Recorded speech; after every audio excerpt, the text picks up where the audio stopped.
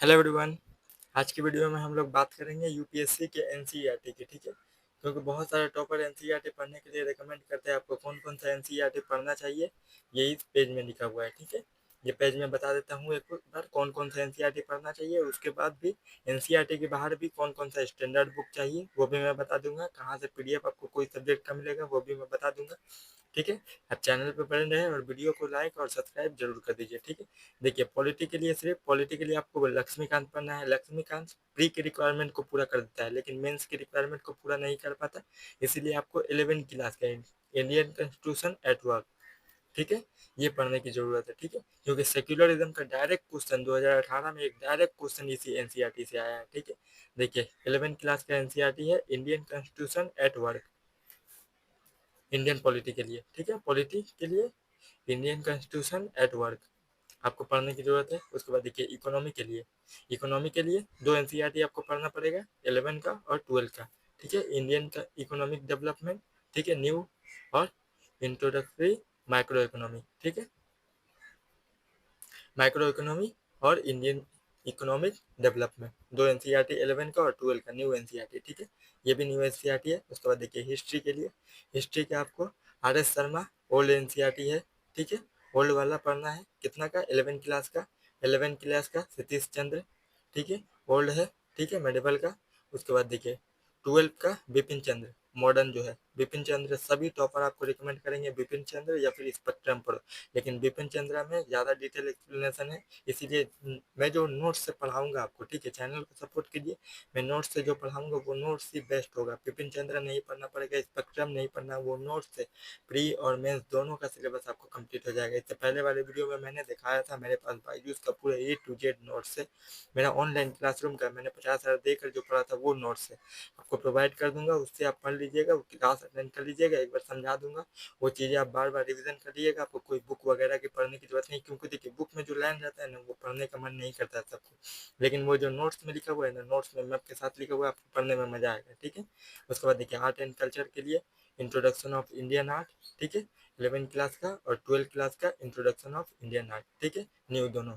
ठीक है, 11 और 12 क्लास का आर्ट एंड कल्चर के लिए मैं बोलूँगा कि पीडीएफ काफ़ी है। ठीक है, एनसीईआर हिस्ट्री के लिए, मॉडर्न हिस्ट्री के लिए आप पढ़ लीजिएगा ये वाला बिपिन चंद्र, लेकिन एंशियंट मेडिवल के लिए आपको कोई भी बुक पढ़ने की जरूरत नहीं है। आर्ट एंड कल्चर के लिए नितिन सिंघानिया पढ़ लीजिएगा। ठीक है, नितिन सिंघानिया पढ़िएगा। वर्ल्ड हिस्ट्री के लिए कोई भी पढ़ने की जरूरत नहीं है, पीडीएफ काफ़ी है। ठीक है, मेरा क्लास का पीडीएफ काफ़ी है, वो पीडीएफ पढ़ लीजिए, क्योंकि देखिए ये 9 क्लास का एनसीईआरटी है। ठीक है, और 10 क्लास का एनसीईआरटी है वर्ल्ड हिस्ट्री के लिए, वो भी आपका रिक्वायरमेंट पूरा नहीं करेगा। ठीक है, जो एग्जाम में क्वेश्चन आएगा वो पीडीएफ से काफ़ी हो जाएगा। ठीक है, पीडीएफ से सॉल्व हो जाएगा, या फिर टेस्ट सीरीज जो सॉल्व कराऊंगा उससे भी सॉल्व हो जाएगा। ठीक है, क्योंकि वर्ल्ड हिस्ट्री हर एक साल 2 साल, एक साल बाद आपको एक क्वेश्चन वर्ल्ड हिस्ट्री से और पोस्ट इंडिपेंडेंस से आपको देखने को मिलेगा। ठीक है, तो उसके लिए ज़्यादा नहीं पढ़ना है, सिर्फ 5 या 6 क्लास आप अटेंड कर लीजिएगा, उसमें काफ़ी हो जाएगा। ठीक है, जियोग्राफी के लिए, जियोग्राफी के लिए देखिए 6 से लेकर 12 क्लास तक। ठीक है, 6 से लेकर 12 क्लास तक एनसीईआरटी पढ़िए। नहीं पढ़ना है, यूट्यूब वाला मेरा लेक्चर देख लीजिएगा, वो काफ़ी होगा। ठीक है, 30 लगभग 30 लेक्चर कराऊंगा, 30 मॉड्यूल करवाऊंगा। 30 मॉड्यूल में पूरा इंडियन जियोग्राफी, फिजिकल जियोग्राफी, ओशियोनोग्राफी सब कुछ कंप्लीट करा दूंगा। ठीक है, उसके बाद देखिए सोशल इशू में देखिए क्लास 12 का, ठीक है, इंडियन सोसाइटी न्यू वाला। ठीक है, इंडियन सोसाइटी पढ़िएगा, या फिर मेरा पीडीएफ वाला नोट्स जो है वो काफ़ी है।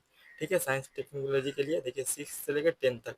ठीक है, एनसीईआरटी न्यू वाला है। ठीक है, इंडियन सोसाइटी भी न्यू वाला है, 12 क्लास का इंडियन सोसाइटी। एक बार ये रीडिंग कर लीजिएगा, रीडिंग करिएगा, पढ़िएगा नहीं। लर्निंग एंड रीडिंग दोनों अलग अलग चीज़ें हैं। ठीक है, लर्निंग मतलब ध्यान से पढ़ना, सिर्फ रीडिंग करते जाइएगा। ठीक है, क्लास कराने के बाद। उसके बाद देखिए इकोलॉजी का, क्लास 12 का बायोलॉजी।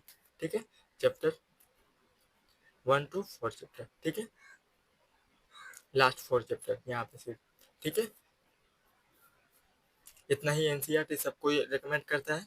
ज़्यादातर एनसीईआरटी आपको रिकमेंड किया जाएगा हिस्ट्री के लिए और पॉलिटी के लिए। पॉलिटी के लिए देखिए लक्ष्मीकांत जो है वो प्री की रिक्वायरमेंट सब कंप्लीट करा देता है, कि प्री के एग्जाम से बाहर नहीं आएगा, लेकिन मेंस का वो प्री के इंट्रोडक्शन के लिए काफ़ी है लक्ष्मीकांत, लेकिन मेंस का आंसर लिखने के लिए काफ़ी नहीं है। ठीक है, मेंस का आंसर के लिए प्रॉब्लम चाहिए, सुप्रीम कोर्ट का जजमेंट चाहिए और उसका रिफॉर्म चाहिए, तो वो मेन लक्ष्मीकांत में नहीं दिया हुआ है।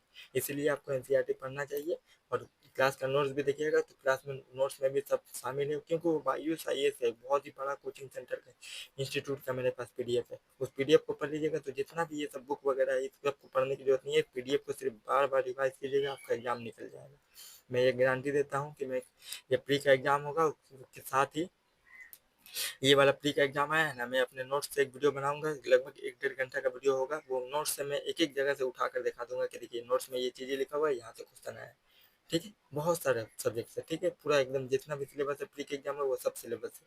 कुछ चीज क्वेश्चन है 20 या 25 क्वेश्चन होगा, ऐसे 20 या 25 क्वेश्चन जो है वो क्वेश्चन सब के सिलेबस से बाहर आता है, किसी के सॉल्व करने लायक नहीं रहता। वो किसी एक्सपर्ट को भी बोलिएगा तो वो सॉल्व नहीं कर पाए, वो सब क्वेश्चन सॉल्व नहीं होगा। मैं क्वेश्चन इतना ही बात कर रहा हूँ जितना से आपका प्री निकल जाए। ठीक है, आपको 100 मार्क्स चाहिए, 100 मार्क्स बेसिक क्वेश्चन जो इजी वाला रहता है वो सब सॉल्व हो जाएगा, वो मार्क्स है। ठीक है, आपको 50 क्वेश्चन तो सॉल्व करना है, 50 क्वेश्चन सॉल्व किए, सही कर दिए, 100 मार्क्स आ गया। 100 मार्क्स मतलब कट ऑफ से ऊपर। ठीक है, 100% सक्सेस इन प्रीलिम। इतना ही हो गया। एनसीईआरटी जो भी था वो मैंने बता दिया। एक वीडियो में सिलेबस एक एक वीडियो में छोटा छोटा करके सिलेबस एक्सप्लेन करूंगा, उसके हिसाब से PYQ भी दिखा रहा हूँ दूंगा कि देखिए ये कीवर्ड से PYQ बार बार आ रहा है। ठीक है, कि कितना बार रिपीटेड PYQ आया है। ठीक है, सिलेबस छोटा छोटा करके डालूंगा। इकोनॉमी का अलग वीडियो रहेगा, पॉलिटी का अलग रहेगा, जियोग्राफी का अलग रहेगा। ठीक है, उसमें भी ये मैं बता दूंगा। ठीक है, उसमें उस वीडियो में भी मैं बुक वगैरह बता दूंगा। और कोई भी आपको इधर उधर का बुक पढ़ने की जरूरत नहीं है। इकोनॉमी के लिए एनसीईआरटी में बोलूंगा एक बार पढ़ लीजिएगा। ठीक है, इकोनॉमी के लिए एनसीईआरटी पढ़ लीजिएगा। इकोनॉमी का भी PDF काफी है। जो भी बुक यहाँ पे लिखा हुआ है ना वो सब का PDF निचोड़, मतलब बोला जाता है ना निचोड़ एकदम जो है वो जिस्ट जो है वो PDF में मौजूद है। ठीक है, सिर्फ PDF आप पढ़िएगा आपको समझ में आ जाएगा। ये सब कोई भी बुक वगैरह पढ़ने की जरूरत नहीं। बुक क्योंकि बहुत मोटा होता है, PDF आपका बहुत मेहनत करके वो लोग बनाते हैं, तो ये बुक में जो अंडरलाइन किया हुआ वर्ड होता है ना वही सब वो PDF में लिखा होता है। ठीक है, तो आपको उतना एक्स्ट्रा पढ़ने की जरूरत नहीं है, सिर्फ न्यूज़पेपर पढ़िए वर्ड के लिए, क्योंकि मेंस के आंसर राइटिंग के लिए वर्ड आपको चाहिए। उसके लिए आप न्यूज़पेपर पढ़िए, उससे काम हो जाएगा। ठीक है, आज की वीडियो में इतना ही था। अगले नेक्स्ट वीडियो में नेक्स्ट टॉपिक को देखेंगे। ठीक है।